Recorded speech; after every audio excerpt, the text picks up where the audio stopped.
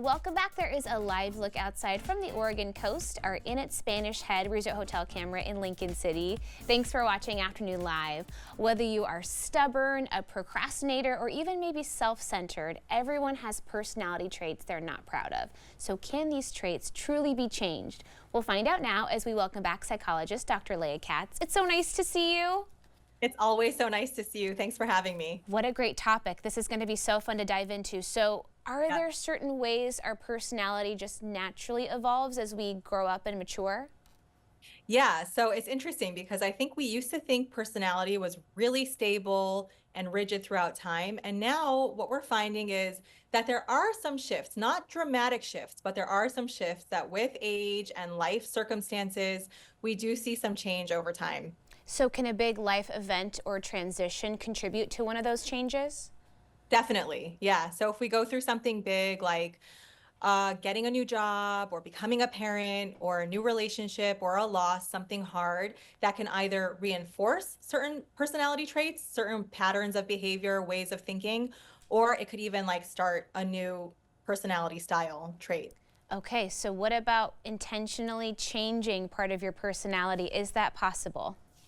Definitely. Yeah. And so I love the question. And I think it's like really nice to just name it because it's so empowering to know that if we have a personality trait that maybe we were born with, because there's a big genetic component to how we're wired and how we show up in the world, we can do something about it. So we could go for therapy and learn more about ourselves. Cognitive behavioral therapy is a great technique and skill set to help us get in touch with our thoughts and make some changes to get the outcomes that we want so that we feel better in our lives. So what is the breakdown of nature versus nurture? I mean, how much of it is really genetic? Because I think about siblings, right? Same parents, same household, wildly different personalities, and it's kind of hard to understand that sometimes.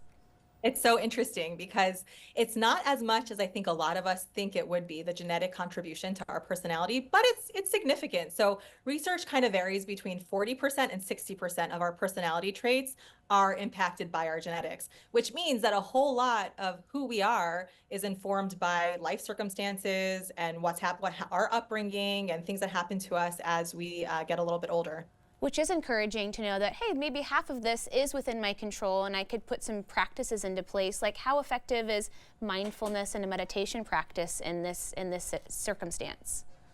There's a lot of support that shows mindfulness and meditation to be associated with positive personality change. And if we think about it, for those of us who've meditated, it really does help create a sense of calm and groundedness and also self-awareness because it gives you the time to really notice what you're thinking and how you're behaving. And so people who tend to meditate and practice more mindfulness tend to be a little bit more calm and maybe a little bit more emotionally stable. So that's another great tool. If you see something in yourself that you're having a hard time with, that you have a pattern around, to maybe try a little bit of meditation. Well, is that kind of a tough first step, just the self-awareness to go, hey, I'm noticing this, I don't love it, maybe it's time to look inward? That can be really challenging. It can be challenging. And I tell my clients, and I think about this myself a lot, that I think the self-awareness is like, it's like the biggest step, the biggest jump, and the most important. And then hopefully once we have that and we have the drive to make change, we could go from there. And Yeah. it feels like once you recognize that in yourself, it can be so beneficial to understanding other people and unlocking that empathy too. 100%. I think that it's like this really beautiful parallel that the more that we understand ourselves and understand our limitations and how there even about like that genetic component, that there's such a large genetic component to how we are, it helps tap into that compassion for others, not giving other people an excuse for poor behavior. But when we get to that compassionate place, it also helps us because it helps us depersonalize. Like we stop thinking it's all about us and we recognize like, oh, they also have things that they're working on that might be not in their realm of awareness yet. That's so helpful. Are there a couple of themes or traits that come up often that you hear from people like, hey, I'd really like to work on this, it's kind of been bugging me? Yeah, I mean, so it's interesting because I think when we think about personality traits as a whole, there's 5 big ones that researchers find. And one of them is agreeableness, just wanting to be a little bit more agreeable, conscientiousness, paying attention to your life and being able to execute what you want to do.